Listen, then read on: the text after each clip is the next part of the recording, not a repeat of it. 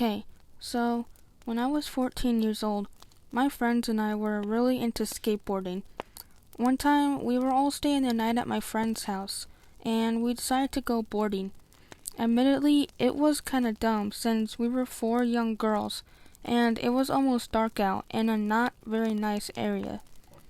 Anyway, we were just minding our own business when suddenly we heard shouting. So I'll explain the layout of the area.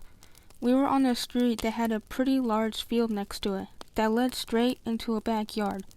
We could see that there was a pool with a few people in it, but we were too far away to actually make out any faces or anything.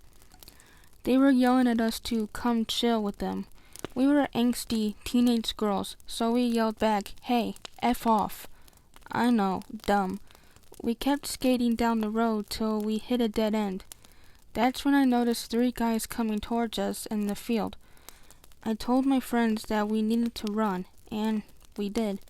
We ran and ran until we came across a large dirt hill to hide behind. None of us had phones at the time, so we couldn't really contact anyone for help, and at this point we didn't even know if they were actually chasing us or not. That's when we heard something scraping on the street. I decided to look behind the hill to see what it was, and I saw three large men with bats. They were scraping the bats on the street on purpose to scare us. I could also see something sticking out of one of their back pockets. It looked like a gun, but I wasn't sure. I honestly nearly crapped my pants right there and then. Then one of them started saying, "Come on, come party with us, girls. We have presents," in a horrible, menacing voice. All of us started crying. They kept repeating that in an almost sing-song way. It gives me chills thinking about it to this day. Once they passed the dirt hill, we took the opportunity to dart to the closest backyard and hide there. Thankfully, the woman who lived there was just coming outside for a smoke. She saw us and was obviously confused. We explained everything to her and she offered to drive us home. We happily agreed. She told us that those men have always been a bother and she's called the police on them multiple times. My friends and I were all shaking but extremely grateful for this kind lady. And to those men, I hope I never come across any of you ever again.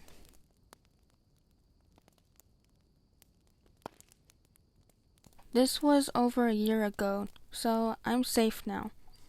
I had broken up with my now ex back in January of 2019.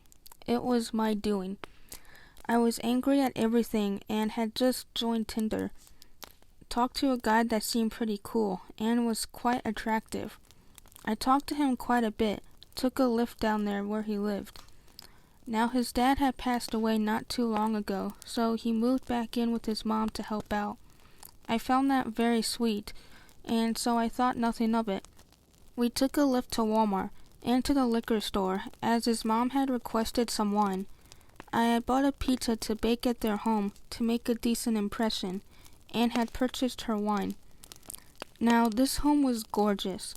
They had an old-timey jukebox and the freaking sink taps in the bathroom were installed in the mirrors. Water literally flowed from a spout in the freaking mirrors. His mom was as sweet as Southern tea and seemed to have taken a liking to me. So this guy had been messaging his lesbian best friend, C, and explained that he had helped her out after she broke her ankle and such. Again, I thought, what a nice guy. We drank, we had sex, everything was cool.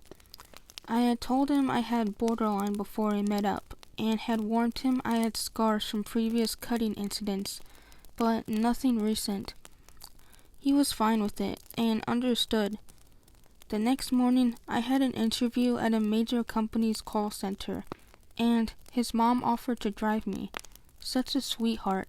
I did great in the interview, and I was offered the job. I immediately texted this guy to tell him the good news.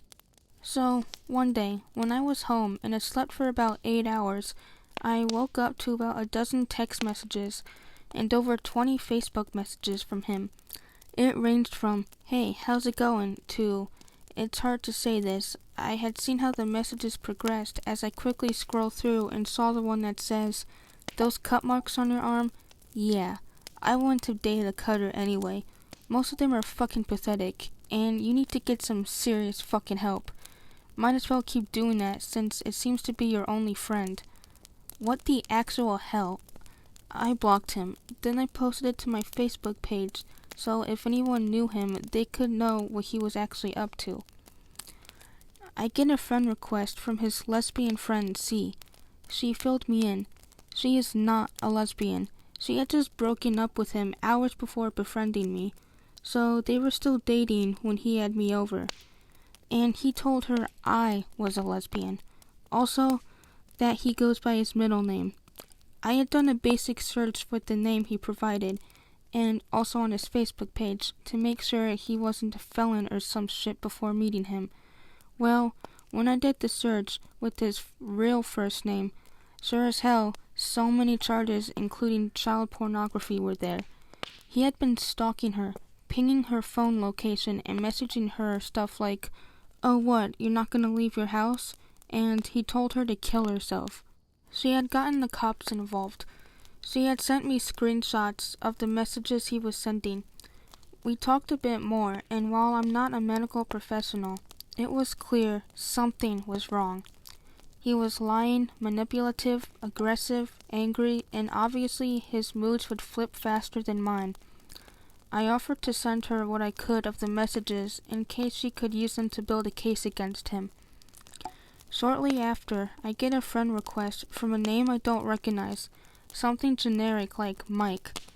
Then I get a message, "Hey, it's Jay. How's it going? How's your job at insert big company name I had been hired at that his mom drove me to interview at?" I was freaked out. He knew where I worked at.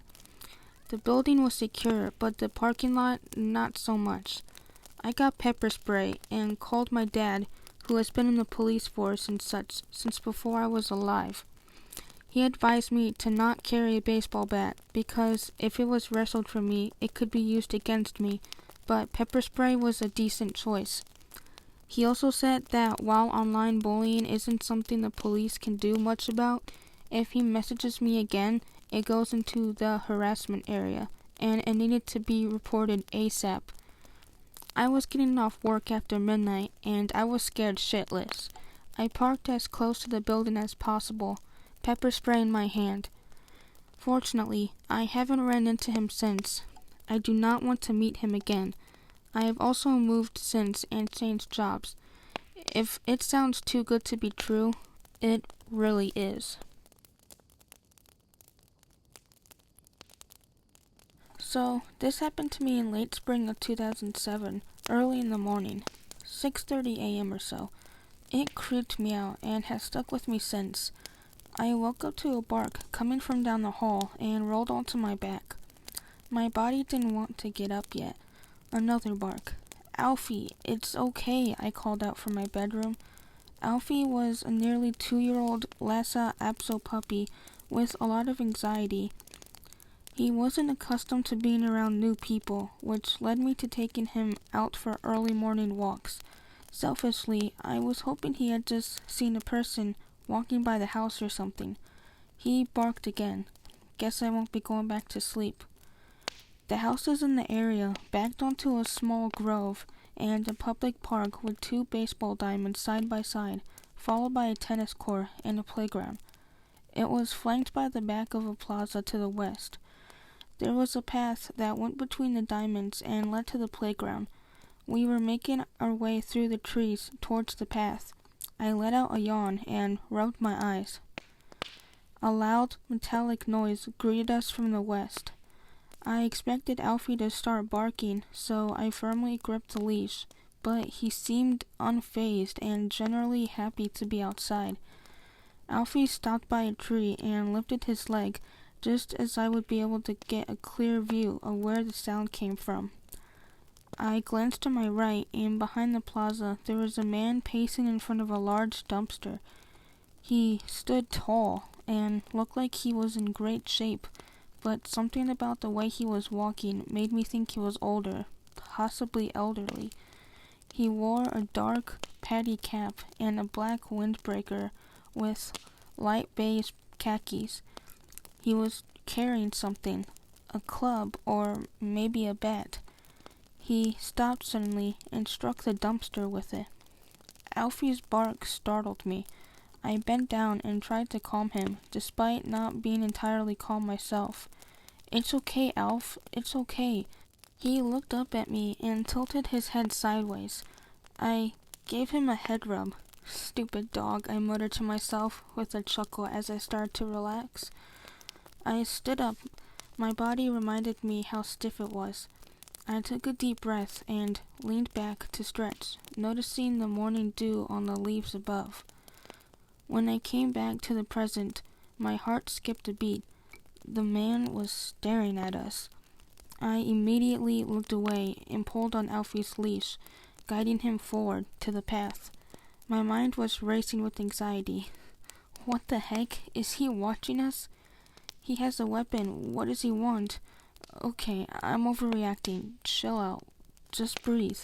I focused on my breathing and kept moving.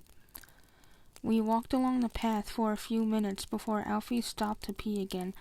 I took a deep breath and glanced back to the plaza.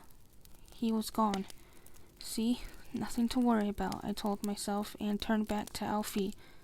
He turned around facing me, but his gaze was set back where we came from. I turned around and my eyes went wide. Oh, fuck. The man was walking along the baseball diamond towards the area of the grove we had come from. Maybe he's going home, I thought. I attempted to be optimistic, but it wasn't working this time.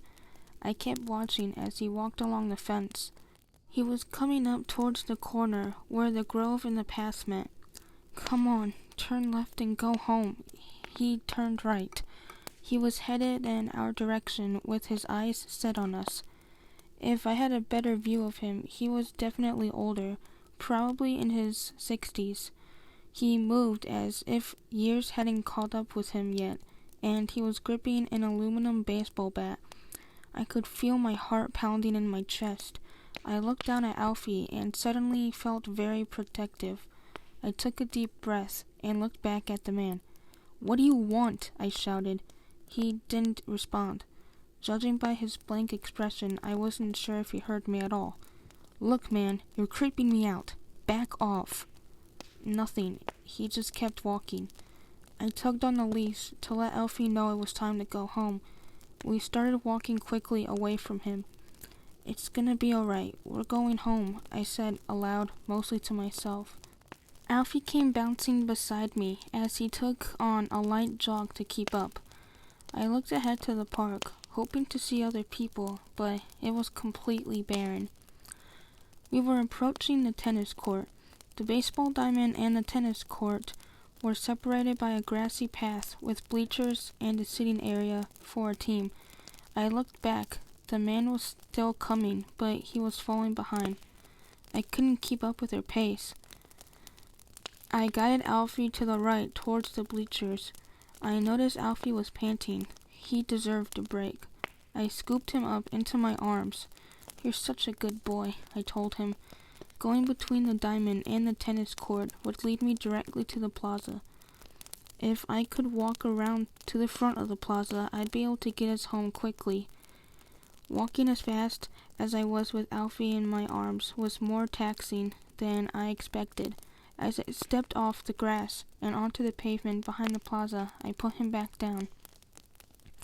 I swung around and saw that the man was no longer following us. He was standing between the bleachers with the bat resting up against his shoulder. He was still staring at us, and the grimacing look on his face gave me chills. I turned away to walk home. So, to the old man in the park, let's not meet.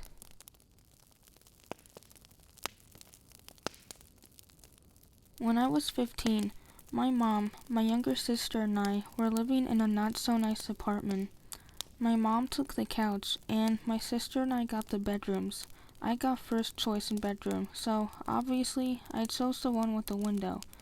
So there was the main floor, which was the lobby, and then the floor above was considered the first floor. I mention this because every other apartment I've lived in was the first floor. Outside the apartment windows were fire escapes with a landing on the first floor, above the lobby. It was summer, and about 4 a.m., when I was lying in bed trying to sleep with the lights off, when from the moonlight I noticed something out my window. A flashlight clicks on, and it's a man in maybe his late 30s. I throw the blanket over myself, and I don't move because I'm terrified. He starts looking around my room with the flashlight, which felt like minutes, but in reality it was maybe 60 seconds. He then just left. I don't know where he went, and as far as I know, he didn't come back the next morning. When leaving the building, police were there, and there was a pile of blood on the stairs between the lobby and the first floor. I have no idea if it was related, and it's been 15 years, so I'm not sure I'll ever know. To the man outside my window with the flashlight, let's not meet.